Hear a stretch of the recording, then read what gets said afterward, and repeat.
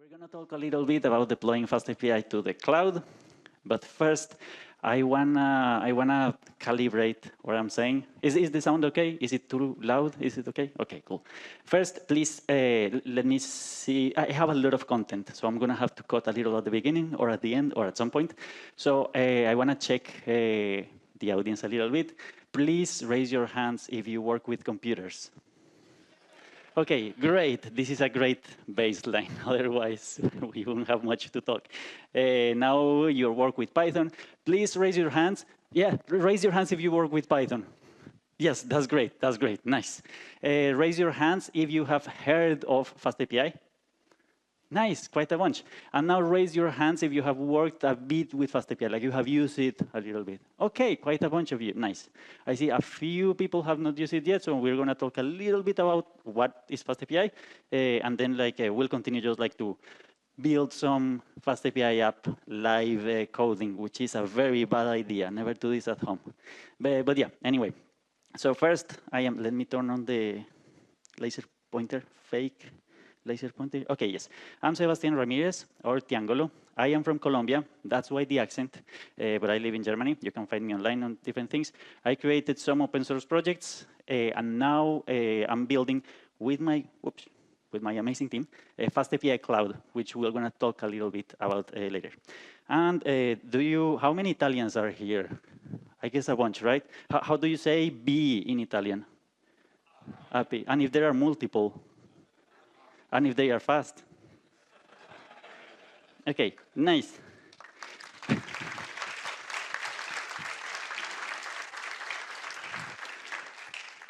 That deserved an applause. That's so cool. This is gonna be great. Okay, if you got one of our T-shirts, you can see that in the back it has the FastAPIs because it's like a special Italian edition. Nice. We're going to talk a little bit about FastAPI, but probably not that much. So FastAPI is an open source web API Python framework. It has like a bunch of GitHub stars that are probably not a great measure, but as Nicolas was telling us. But it's still cool. Currently FastAPI and then Django are the most started GitHub frameworks in all programming languages. So that's great. Yay. It also has a bunch of downloads. It has 3 million downloads daily. So that's a lot of people probably using FastAPI. And if you do the calculations, it's around 90 million downloads a month, which is a little bit more than the population in the UK. So that's nice. A lot of FastAPIs being downloaded. It also has been growing in the Python official developer survey over the years, and it has been growing also in the Stack Overflow developer survey that mixes FastAPI with AngularJS, that had nothing to do with just I don't know, web, whatever. But yeah, anyway, it's cool that is growing. So FastAPI stunks, yay! Another way to see about FastAPI is which companies uses it. You might recognize a couple of the logos there. It's also used. Maybe you remember these pictures. Is from the Space Telescope Institute, so from the Space Telescope, the James Webb Space Telescope. FastAPI has nothing to do with that up to that point. They pick the pictures on the science data, send it to Earth, and then from Earth, they distribute that using FastAPI. You don't have to read this, I just said it. So they distribute the science data from the Space Telescope around the Earth using FastAPI. They also use it in a bunch of places inside of OpenAI. When you are generating those very cool images, that's all a bunch of FastAPI underneath. And it's also used to simulate galaxies. And doing that, they were able to discover to observe the first quasar. I have no idea what that means, but it sounds super cool, so it deserves a light. It's also used to control the particle accelerators at CERN, and in Brazil and in the United States, and in different places to control particle accelerators, like the Large Hadron Collider. So if you see a black hole on the sky, maybe create an issue because it might be my fault or fault, you will see. Now, let's build an actual FastAPI app. This is what we are going to do. So this is the final objective. So we are going to create a badge for the FastAPI docs to check how many discussions have been answered over the total discussions. So if you go to the FastAPI, if you have a question around FastAPI, you will go to the GitHub for FastAPI, check the discussions, then ask a question there. So we have a lot of questions, and I would like to measure how many questions have been answered over the total of questions existing. GitHub doesn't have a way to show that, so that's what we are going to build at the end. We're going to start with, well, you actually already know a lot of Python, so we don't have to start with installing UV and like setting up everything. We're going to start like doing code right now. And again, I don't know if you know, the rule of live demos is that live demos never work. They always break. So like only brave souls run their slides on live demos, like Nicolas. Bless you too. But we're going to try it out. Bless you again. In Colombia, we say salud, dinero, amor. Okay, so let me try to increase the font a little bit. This is what we're going to do. We're going to start. Can you hear me well? Okay, yes. We're going to start with a demo app first, just to explore a little bit. So we're going to make the, well, let me jump to my code directory. This was not the, this was a previous talk. So we're going to make the Ernesto. This is our project. So we're going to go into this directory, and then we're going to say uv init, and now we have a project Ernesto to work with. Now we're going to say uv add FastAPI. We're going to install FastAPI here with all the dependencies, so they should work. Nice. Now we're going to add, this is just some extra dependencies that we are only going to need now while we are in the early alpha. You won't need to run this later. So now we're going to have this application here. And we're going to start with the FastAPI app. But most of you are already familiar with FastAPI, so I'm not going to explain that much. Well, just a little bit. So from FastAPI, we import FastAPI. And this is still starting, so I still don't get auto completion. I might be typing things wrong. Let's see. App equals FastAPI. We are creating an instance of the class FastAPI. I forgot how to type. So much pressure. Anyway, so we have this, then we say app.get. We're not going to use async. We're going to use regular def. Read root. This is fine. Return message hello world. This is good. Nice. So we save this. And actually, can you see that well? Should I increase the font? Let me increase that. Is that better? In the back? Okay, good. Let me move this a little bit to the side. Now we have this. Let me activate this environment so that I have the FastAPI command. So if I say which FastAPI, this is going to tell me, yes, you are using the FastAPI that is inside of the virtual environment that belongs to Ernesto, which is great. Now we're going to say FastAPI dev. This is the development server. Underneath, this uses a UV core.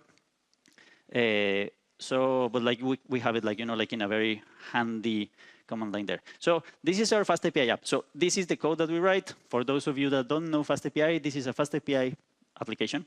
This is the automatically generated documentation site. So we can try it out, we can execute it, then we get the response. So for example, we can go and say, let's say, app.get, we're gonna say toppings, and then we're gonna have a user ID. And we're gonna get what are the favorite toppings for each user ID. So we're gonna say read toppings user ID. This is not gonna be an integer, this is gonna be a username, and this is gonna be a string. And now we're gonna return, okay, let's just return this thing like this, just to try it out. So we save this, once we save it, it's reloaded automatically here in the development server. If we go back here, reload the page, now we have our additional endpoint, if I can click. Yes, we have our additional endpoint here. Toppings, user ID, we try it out. We say foo. Yes, this works. Fine. Now, if we say we're going to be very careful with what we say, so we're going to say data, this is equal. We're going to change this data a bit. So we put it here. Data is here. But if the user ID is equal to Ernesto, we're going to say data toppings append pineapple. We save it. Oh, no. We're going to see, did I do this right? Yes, this is just not being able to get it. Let's try it. So foo should be able to, oh, null. Ah, yeah, we have to return data. So this is now being, data is a dictionary. Oh, thank you. The data is a dictionary, so we have to, yeah, wait, data, and from data we are extracting the toppings, and this is not knowing that this is, it's because this is assuming that the dictionary is a dictionary of strings. So we're gonna tell it like, yeah, actually this is just a dictionary of anything. Just like to tell it, don't worry, which is something that you should not do at home, but yeah, anyway. And now if we say foo, then we get the same data back. If we say Ernesto is the user, we try it out, then we have the extra pineapple. Yay! Now we have an API for Ernesto. Yay! And now let's say that we want to deploy this to the cloud. So I'm going to show you very quickly how FastAPI Cloud works. For those of you that don't know, we started working on FastAPI Cloud like for a year and something ago, and we just announced it like a couple of weeks ago. So this is how it looks like. I'm going to say FastAPI login. FastAPI is open source. You can deploy FastAPI anywhere you want, and you can like keep using FastAPI however you want. But now there's a very simple option to deploy, so you can try using our product. I'm going to authorize, bless you, salud, dinero. I'm going to authorize this. So this should be authorized, and then I get the response. Okay, this is authorized. Now I can say FastAPI deploy. And then this is going to ask me, do you want to deploy this application? Yes, I want to deploy it. Which team? The team Sebastián or the team app 2, which was another team I had created. Yes, this is on Sebastián. Do you want to create a new app? Yes. The name is Ernesto. Yes, let's try Ernesto. Do you want to set up environments? I don't want to set up environment variables. I don't need them for this. So we're just going to deploy this. And now we are seeing that we are deploying this application. So what we are doing here is that the CLI is taking our application and the code and the dependencies and sending them to our cloud, not the dependencies, the description of the dependencies. And then in the cloud, we go and build like the whole application, the whole thing. And we just like, do a lot of stuff underneath so that everything just works. And then you get an application that is already deployed here. So if we go to https://ernesto.fastapicloud.dev, and we open this link here, now we have the message hello world. And then we go to docs, then we can see that this is here working. Let's try it out. Ernesto, execute. And now we have an API for Ernesto with the proper toppings for the pizza. And this is already deployed. This is already there. It's like, like HTTPS, everything is working. This is the point where I was expecting something will have broken already. So I'm very glad. I can stop sweating now. Nice. Now, actually, let's go and build the GitHub app that I was telling you. So GitHub has, let me show you a little bit first. So let's go to FastAPI. So when you go to FastAPI, let me increase the font a little bit. Is that good? I think that's probably good, right? If you go to FastAPI, go to the discussions, then you can start with a new discussion to create a new question. So like, what is the type of thing that you're trying to ask? I'm going to ask a new question. And then you get a bunch of information that we are asking you to give us so that we can help you faster and more easily. So we try to guide you. Okay, I have 10 minutes. We try to guide you on how to ask a proper question. So we are going to use the GitHub API. And I'm going to be a little bit faster this part, because I probably don't have that much time. So I'm logging into GitHub. GitHub has a GraphQL API and has a regular REST API, let's say. And some of the parts in GitHub are available in one and some are in the other. So we are using the GraphQL API to ask, hey, I want to, from the discussions in some particular repository, I want to know what are the total counts of discussions. And I want to filter them to check if they are answered or not. So we have some variables in here. We have a variable for the name of the repository, the owner of the repository, if it is answered or not. So this is sort of a function, and we pass the parameters of the function as JSON variables. If we execute this, then we're going to get a response saying like, hey, yes, this is the total count of these discussions that you have. So we're going to copy this. Then we're going to create a new file here called github.py. Then we're going to pass this here. No, not like that. GraphQL query is equals to, this is a very long string, so we're just going to pass this here. And then we're going to import, we're going to create a function that is going to be get discussions count. Yes, this works, but I need the type annotation, so otherwise I will freak out. This is a string. This is a string. And this is a Boolean. And this by default is going to be false. Yes. And now we're going to say the response of the request that we are doing is httpx.post. And then we are calling the GitHub API, which is this API. We are sending the JSON data. Inside of the JSON, you will pass a query field, and this has a string. This is a single string inside of JSON, and this string has all these GraphQL query. And we're passing the variables, what is the name of the repository, the owner, and if it's answered or not. We're not gonna do the headers yet. Actually, yeah, we're not gonna do headers yet, we're just gonna do it like this. And we're gonna say return response.json, and we say if name, blah, blah, blah. This part is just to tell it to call this as a script whenever we are not importing it. And we're gonna say the result is gonna be, no, don't import result from something. Yes, and we're gonna print the result. Don't autocomplete everything. GitHub Copilot is being just too friendly. Nice, we have this here. If we try to execute this with call GitHub, this is not gonna work because it's gonna ask us for a GitHub token. So we're gonna go and create a GitHub token in GitHub. I'm gonna go here, and you're gonna see my token live all screen, and it's recorded and everything. So this is super insecure. Never try this at home. And never do it live in a talk or anything. No, but it's actually fine because like this is just a token that I'm gonna get with only read permissions, and I'm gonna delete it after this. So it's fine. The name of the token is clearly Ernesto because this is our API.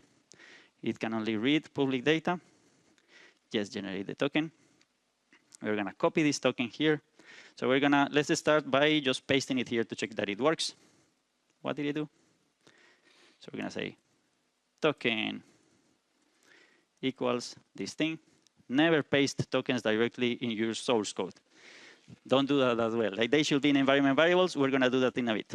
There's a, okay, now we have to pass the token here. So this is gonna go in the headers. What happened? Yes. JSON headers is gonna be authorization bearer token. Yes. And I'm doing something wrong here. And I'm not sure. Yeah, this should be below the other parameters. This is just part of the JSON. Did I do it right? I hope so. Yes, please format this so I can see what I'm typing. Yes, this works good. So this is how we pass the token to GitHub. If we call this again and we print that, we should get the response. Yes, we have so many of these questions answered, so this should be fine. We're gonna say whenever there's an error, just raise for any status response that is not that everything is successful. So we have this here.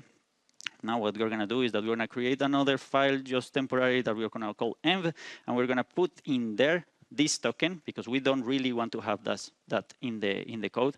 And we're gonna say GitHub, but we're gonna say token is equals to OS imports this dot get env, and this is gonna be GitHub token, but don't autocomplete a token. I don't know what this is.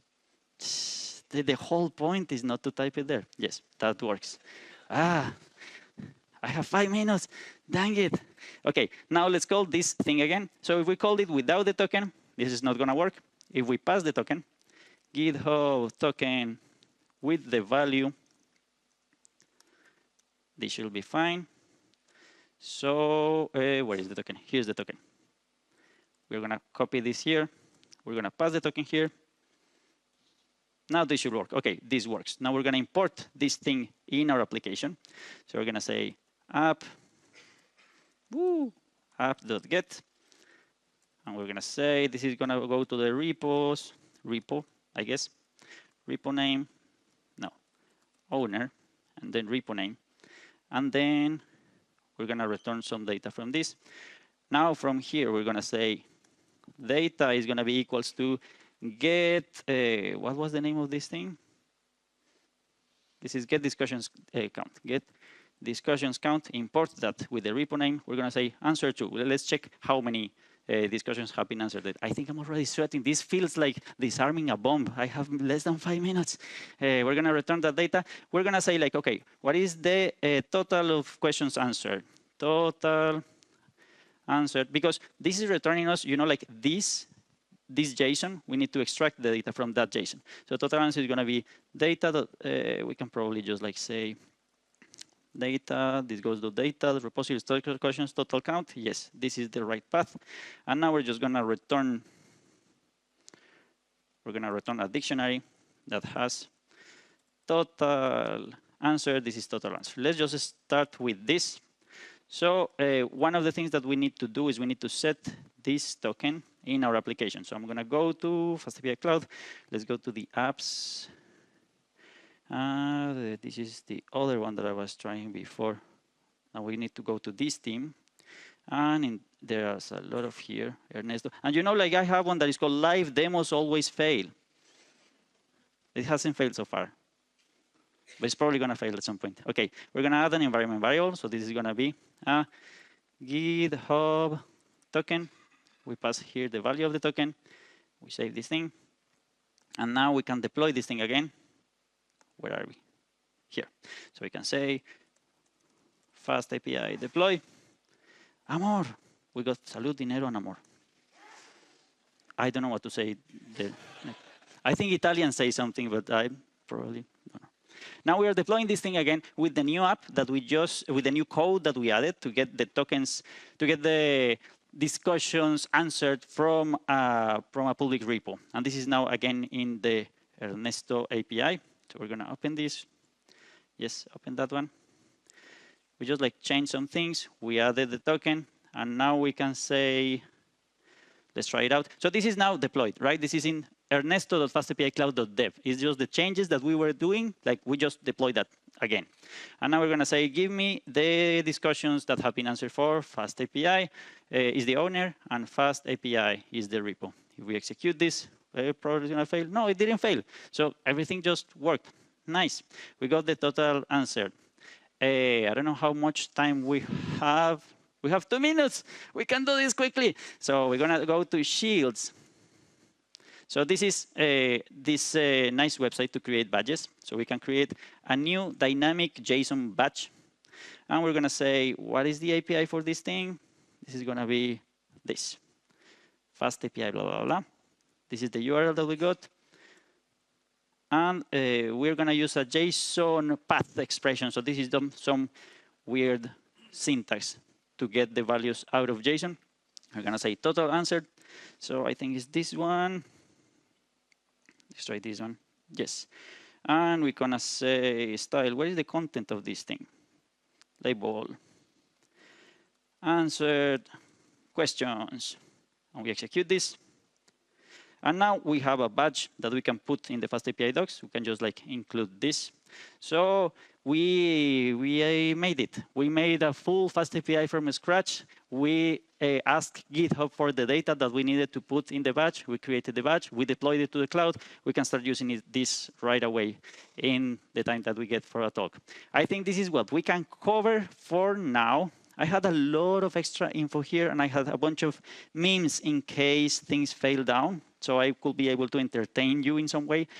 Some of the things that you should have in mind, I think is here. Yes, so you can deploy FastAPI however you want. You should be aware of like a bunch of things that you should have in mind. There's a lot of docs in the FastAPI website about how to do deployments, how to think about them. Some of the things that you should have in mind are to have security, to have HTTPS for everything, so that everything goes encrypted. You should have in mind how are you running things on startups, so that if the machine turns off, if you have like a remote Linux machine, it should be starting again.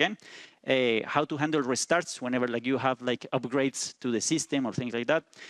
How to handle replication. So if you have a single machine, handling replication is going to be a little bit harder because you are handling a single machine. If you want to have like multiple machines because you have a ton of users, then you're probably going to have like, I don't know, Kubernetes or like some cloud provider or something that can do this for you. Then you have to make sure that you handle memory. And some previous steps that you might need to run, like doing database migrations or things like that. I had a lot of extra slides to show you how to deploy things on Linux manually, but we are not probably going to be able to do it. So, but you can check the docs. There's like all the information is there. If you can check them and like check how to deploy by hand, or you can just try FastAPI Cloud. That also works. It's probably fine. This is what I have for you for now. Thank you very much.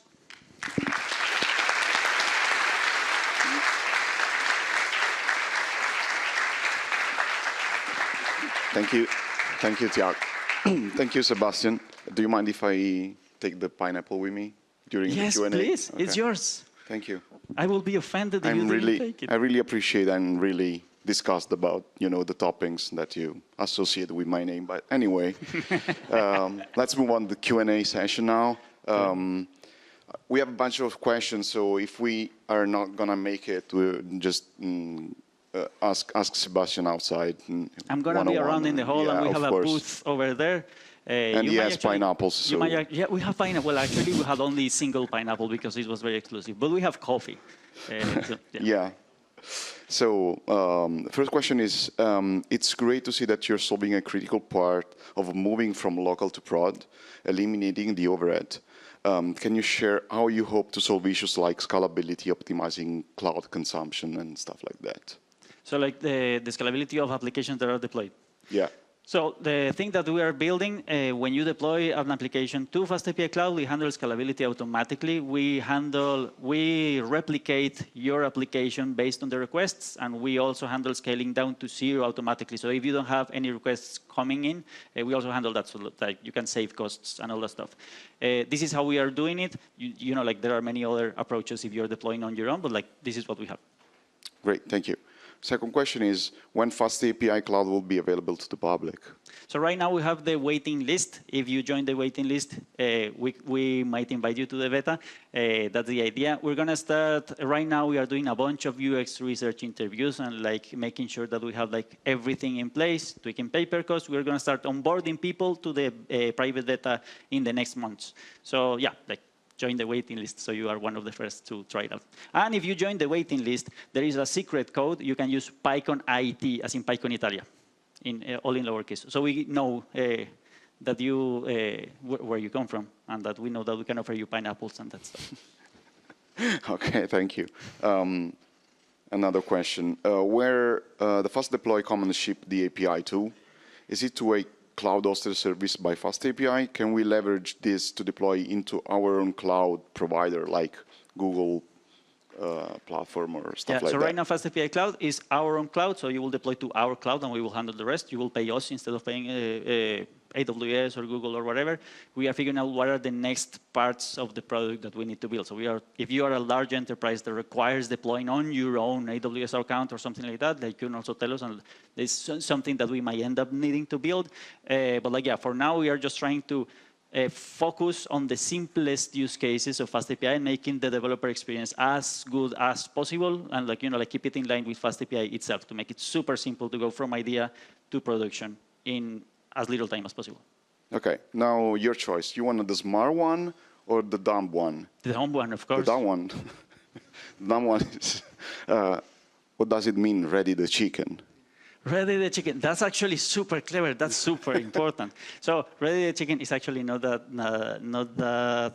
great of a story. In Colombia, when we say, and in some parts of Latin America, when we say something is ready, we say listo. But sometimes we just add listo el pollo, which is, it means the chicken is ready. I have no idea why, but we as Colombians like to make sometimes jokes of just like translating word by word and saying the expression in English, and then like no one else gets the joke except some other bilingual Colombians, and then like we say like ready the chicken, and now you have to live with that in the CLI whenever you're deploying. But now you know why. Okay, thank you. I'm sorry, we don't have enough time for further questions, but it was also it was also to satisfy the needs from Nicolas to have chickens on the cloud. Yes. Thank you, Sebastián. Thank you very much. Thank you.